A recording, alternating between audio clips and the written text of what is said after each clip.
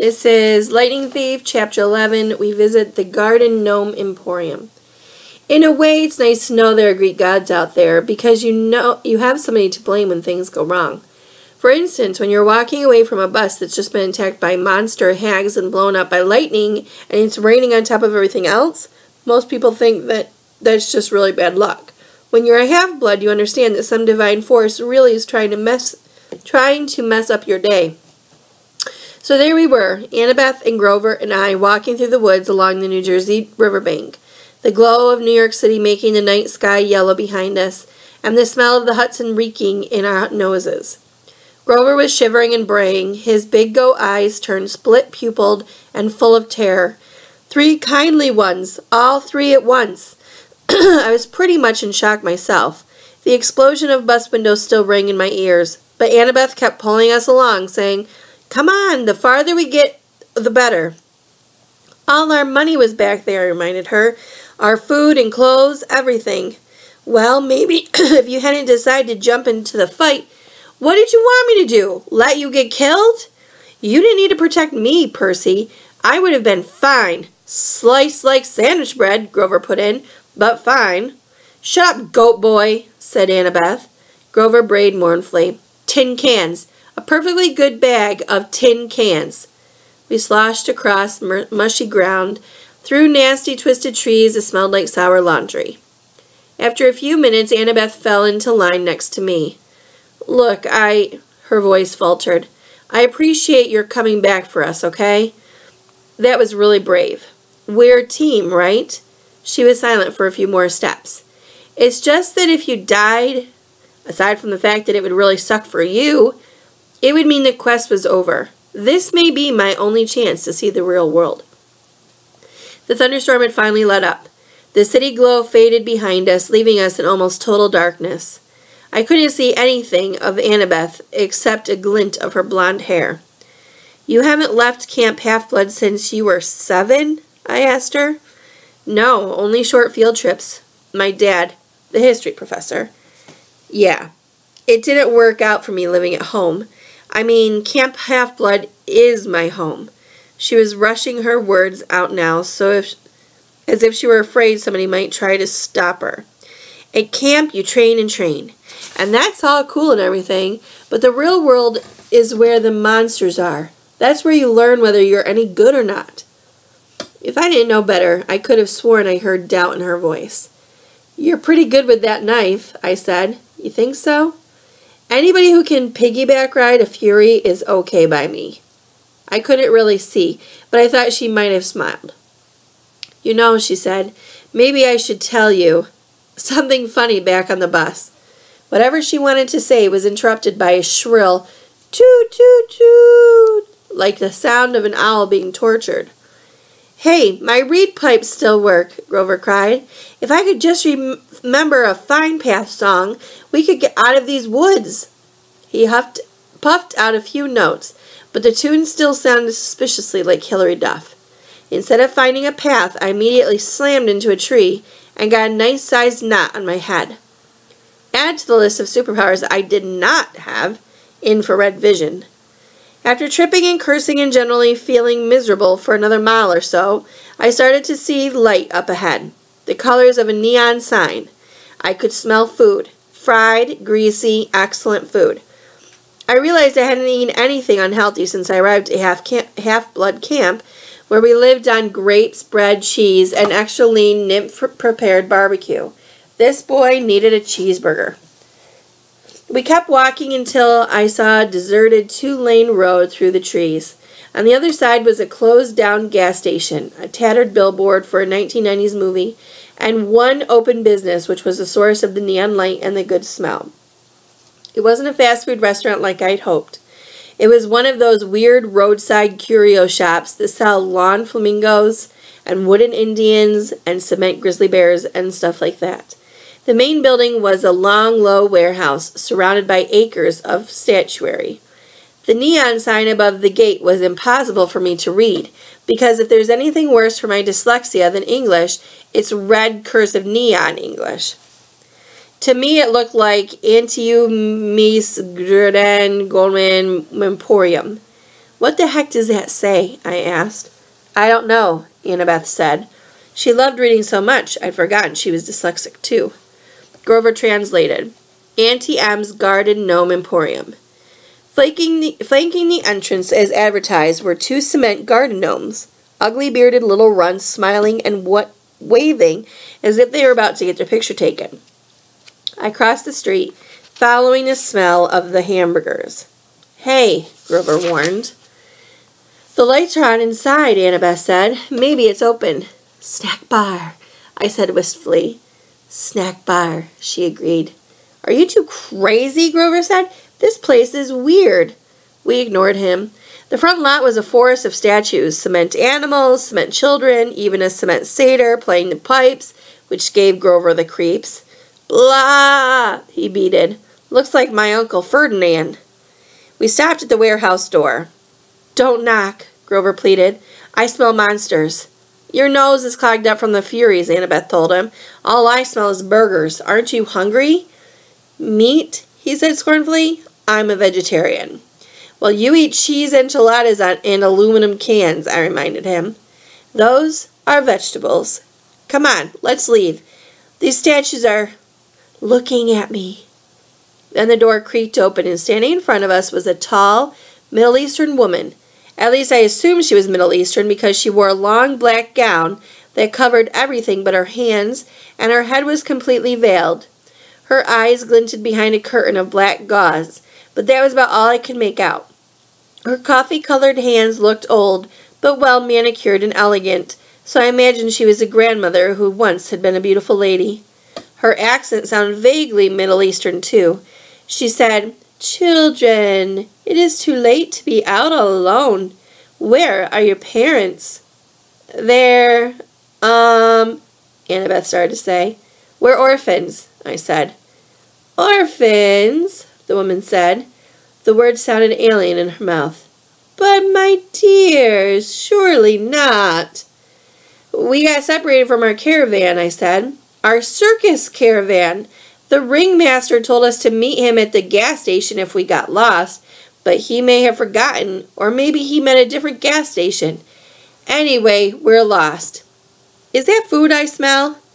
Oh, my dears, the woman said. You must come in, you poor children. I'm Auntie M. Go straight through to the back of the warehouse, please. There's a dining area. We thanked her and went inside. Annabeth muttered to me, Circus caravan? Always have a strategy, right?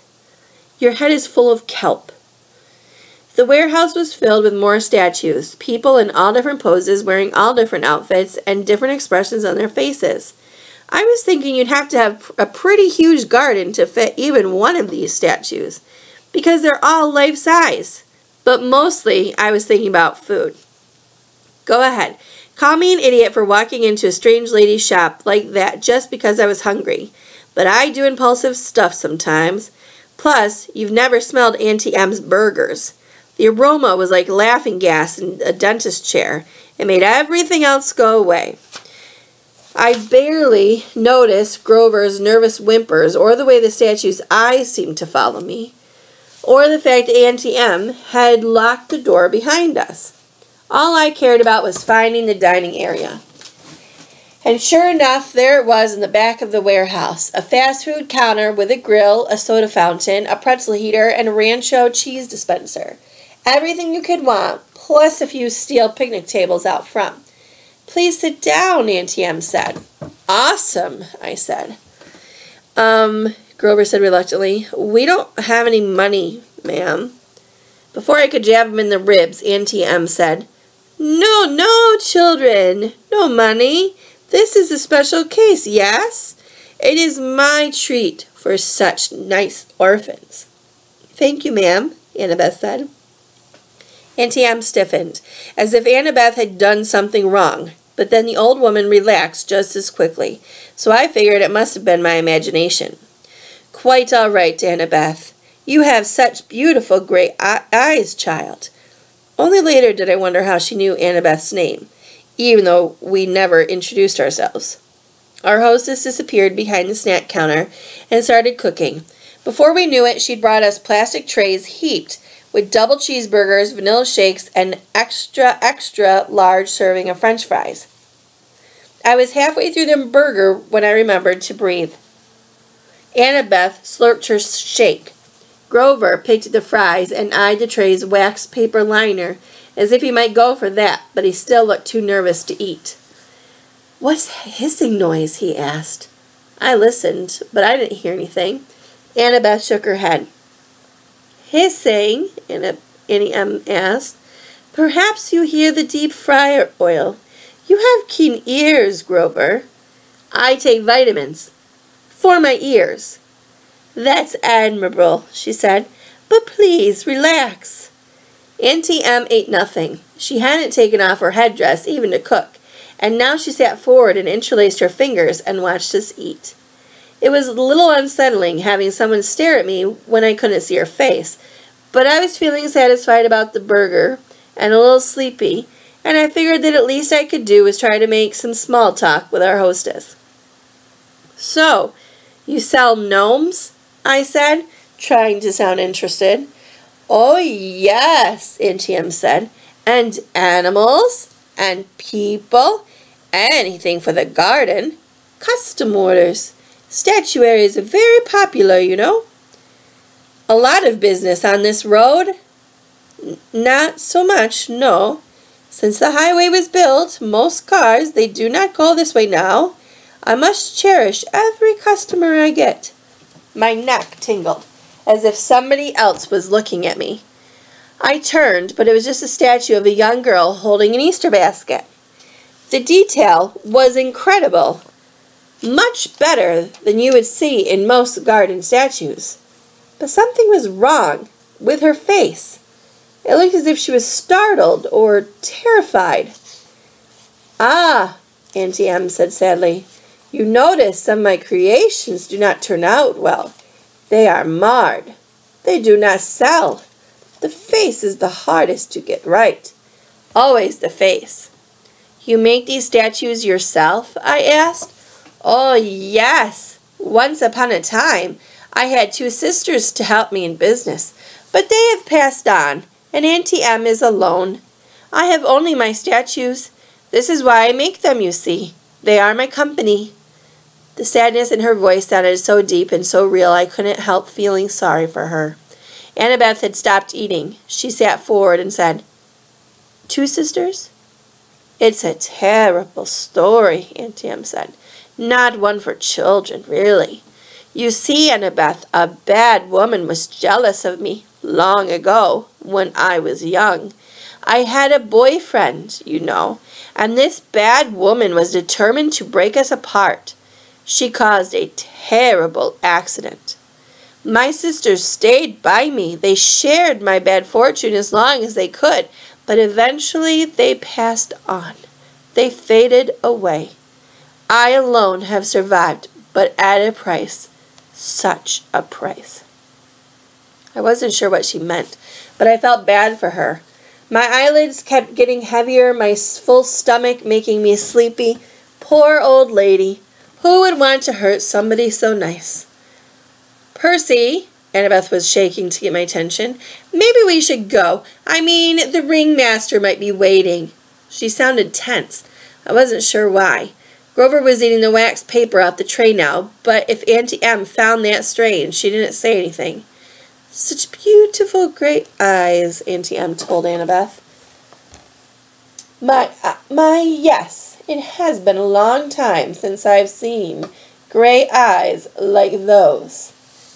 She reached out as if to stroke Annabeth's cheek, but Annabeth stood up abruptly. "We really should go." "Yes," Grover swallowed his wax paper and stood up. "The ringmaster is waiting, right." I didn't want to leave. I felt full and content. Auntie M was so nice. I wanted to stay with her for a while. "Please, dears," Auntie M pleaded. "I so rarely get to be with children. Before you go, won't you at least sit down for a pose?" "A pose?" Anna asked wearily. "A photograph. I will use it to model a new statue set. Children are so popular, you see. Everyone loves children." Annabeth shifted her weight from foot to foot. I don't think we can, ma'am. Come on, Percy. Sure we can, I said. I was irritated for Annabeth for being so bossy, so rude to an old woman who just fed us for free. It's just a photo, Annabeth. What's the harm? Yes, Annabeth, the woman purred. No harm. I could tell Annabeth didn't like it. But she allowed Auntie Em to lead us back out the front door into the garden of statues. Auntie Em directed us to a park bench next to the stone satyr. Now, she said, I will position you correctly. The young girl in the middle, I think, and the two young gentlemen on either side. Not much light for a photo, I remarked. Oh, enough, Auntie Em said. Enough for us to see each other, yes? Where's your camera? Grover asked. Auntie Em stepped back as if to admire the shot. Now, the face is the most difficult. Can you smile, please, everyone? A large smile. Grover glanced at the cement satyr next to him and mumbled, It sure does look like Uncle Ferdinand. Grover, Auntie Em chastised, look this way, dear. She still had no camera in her hands. Percy, Annabeth said. Some instinct warned me to listen to Annabeth, but I was fighting a sleepy feeling, the comfortable lull that came from the food and the old lady's voice. I will just be a minute, Auntie Em said. You know I can't see very well in this cursed veil. Percy, something's wrong, Annabeth insisted. Wrong, Auntie Em said, reaching up to undo the wrap around her head. Not at all, dear. I have such noble company tonight. What could go wrong? That is Uncle Ferdinand, Grover gasped. Look away from her, Annabeth shouted. She whipped her Yankees cap onto her head and vanished. Her invisible hands pushed Grover and me both off the bench. I was on the ground looking at Auntie Em's sandaled feet. I could hear Grover scrambling off in one direction, Annabeth in another, but I was too dazed to move. Then I heard a strange rasping sound above me. My eyes rose to Auntie Em's hands, which had turned gnarled and warty, with sharp bronze talons for fingernails. I almost looked higher, but somewhere off to my left, Annabeth screamed, No, don't! More rasping, the sound of tiny snakes right above me from about where Auntie Em's head would be. Run! Grover bleated. I heard him racing across the gravel, yelling, Maya! to kickstart his flying sneakers. I couldn't move. I stared at Auntie Em's gnarled claws and tried to fight the groggy trance that the old woman had put me in. Such a pity to destroy a handsome young face, she told me soothingly. Stay with me, Percy. All you have to do is look up. I fought the urge to obey. Instead, I looked to one side and saw one of those glass spheres people put in gardens, a gazing ball. I could see Auntie Em's dark reflection in the orange glass. Her headdress was gone, revealing her snake as a shimmering pale circle. Her hair was moving, writhing like serpents. Auntie Em. Auntie Em. How could I have been so stupid? Think, I told myself. How did Medusa die in the myth? But I couldn't think. Something told me that in the myth, Medusa had been asleep when she was attacked by my namesake, Perseus. She wasn't anywhere near asleep now. If she wanted, she could take those talons right now and rake open my face. The gray-eyed one did this to me, Percy, Medusa said, and she didn't sound anything like a monster. Her voice invited me to look up, to sympathize with the poor old grandmother. Annabeth's mother, the cursed Athena, turned me from a beautiful woman into this. Don't listen to her, Annabeth's voice shouted somewhere in the statuary. Run, Percy! Silence, Medusa snarled. Then her voice modulated back to the comforting purr. You see why I must destroy the girl, Percy? She is my enemy's daughter. I shall crush her statue to dust. But you, dear Percy, you need not suffer. No, I muttered. I tried to make my legs move.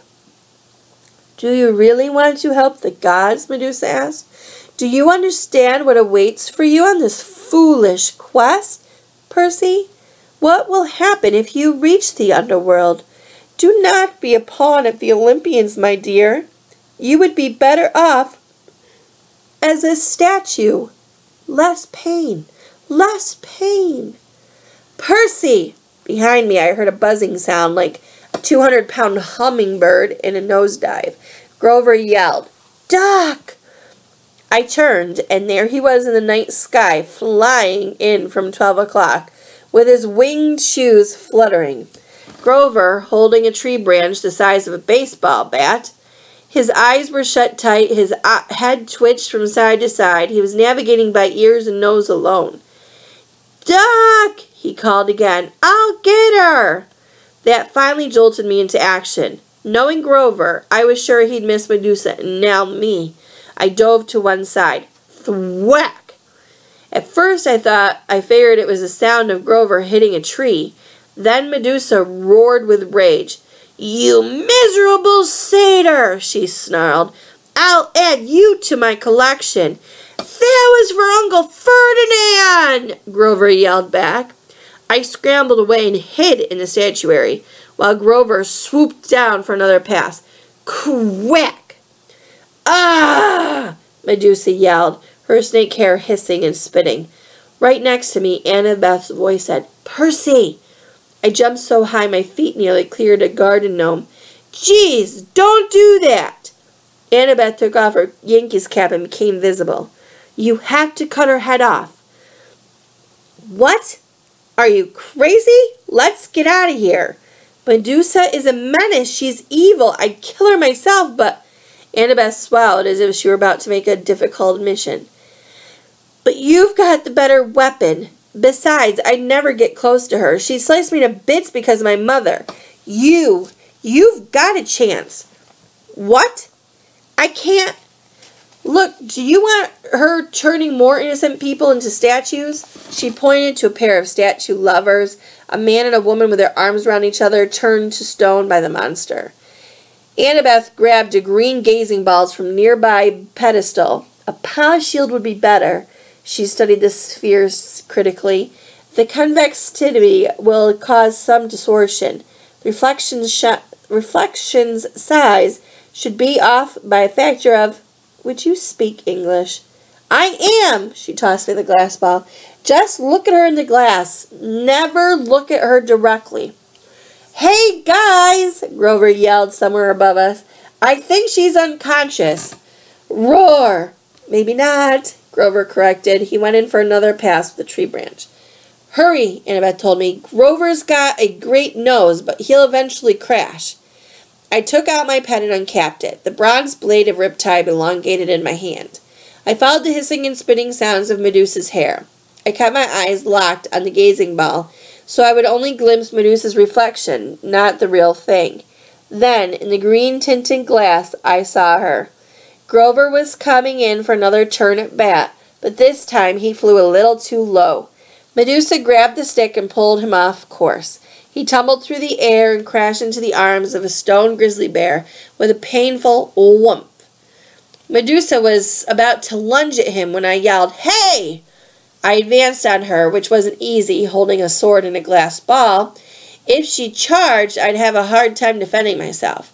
But she let me approach. 20 feet, 10 feet.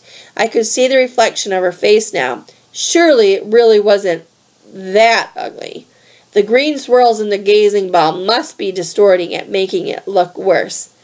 "You wouldn't harm an old woman, Percy," she crooned. "I know you wouldn't." I hesitated, fascinated by the face I saw reflected in the glass, the eyes that seemed to burn straight through the green tint, making my arms go weak. From the cement grizzly, Grover moaned, "Percy, don't listen!" Medusa cackled, "Ha ha ha, too late!"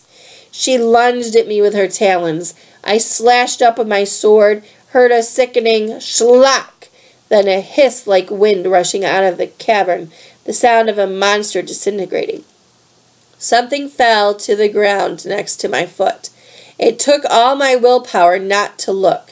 I could feel warm ooze soaking into my sock like dying snakeheads tugging at my shoelaces. "Oh, yuck," Grover said. His eyes were still tightly closed, but I guess he could hear the thing gurgling and steaming. "Mega yuck." Annabeth came up next to me, her eyes fixed on the sky. She was holding Medusa's black veil. She said, "Don't move." Very carefully, without looking down, she knelt and draped the monster's head in black cloth, then picked it up. It was still dripping green juice. "Are you okay?" she asked me, her voice trembling.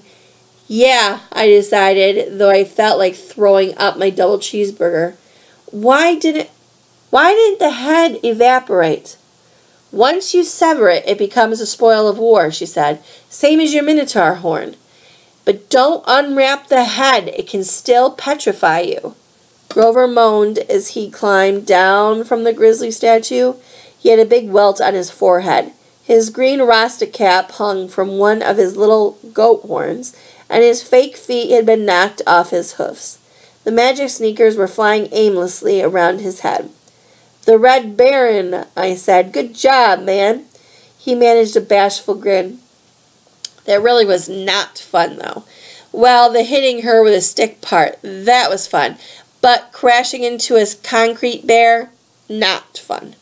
He snatched his shoes out of the air. I recapped my sword. Together, the three of us stumbled back to the warehouse. We found some old plastic grocery bags behind the snack counter and double-wrapped Medusa's head. We plopped it in on the table where we'd eaten dinner and sat around it, too exhausted to speak. Finally, I said, "So we have Athena to thank for this monster?" Annabeth flashed me an irritated look. "Your dad, actually. Don't you remember? Medusa was Poseidon's girlfriend. They decided to meet in my mother's temple. That's why Athena turned her into a monster. Medusa and her two sisters had helped her get into the temple. They became the three Gargons. That's why Medusa wanted to slice me up, but she wanted to preserve you as a nice statue. She's still sweet on your dad. You probably reminded her of him." My face was burning. "Oh, so now it's my fault we met Medusa." Annabeth straightened. In a bad imitation of my voice, she said, "It's a photo, Annabeth. What's the harm?" "Forget it," I said. "You're impossible. You're insufferable. Hey," Grover interrupted. "You two are giving me a migraine, and satyrs don't even get migraines. What are we going to do with the head?" I stared at the thing. One little snake was hanging out of the hole in the plastic. The words printed on the side of the bag said, "We appreciate your business." I was angry, not just with Annabeth or her mom, but with all the gods for this whole quest, for getting us blown off the road in two major fights that very first day out from camp. At this rate, we'd never make it to L.A. alive, much less before the summer solstice. What had Medusa said? Do not be a pawn of the Olympians, my dear. You would be better off as a statue. I got up. I'll be back. "Percy," Annabeth called after me. "What are you—" I searched the back of the warehouse until I found Medusa's office. Her account book showed her 6 most recent sales, all shipments to the underworld to decorate Hades and Persephone's garden. According to one freight bill, the underground's billing address was DOA Recording Studios, West Hollywood, California. I folded up the bill and stuffed it into my pocket. In the cash register, I found $20, a few gold drachmas, and some packing slip for Hermes Overnight Express, each with a little leather bag attached for coins. I rummaged around the rest of the office until I found a right-sized box. I went back to the picnic table, packed up Medusa's head, and filled out the delivery slip. The Gods, Mount Olympus, 600th floor, Empire State Building, New York, New York. With best wishes, Percy Jackson. "They're not going to like that," Grover warned. "They'll think you're impertinent." I poured some golden drachmas in the pouch. As soon as I closed it, there was a sound like a cash register. The package floated up off the table and disappeared with a pop. "I am impertinent," I said. I looked at Annabeth, daring her to criticize. She didn't. She seemed resigned to the fact that I had a major talent for ticking off the gods. Come on, she muttered. We need a new plan.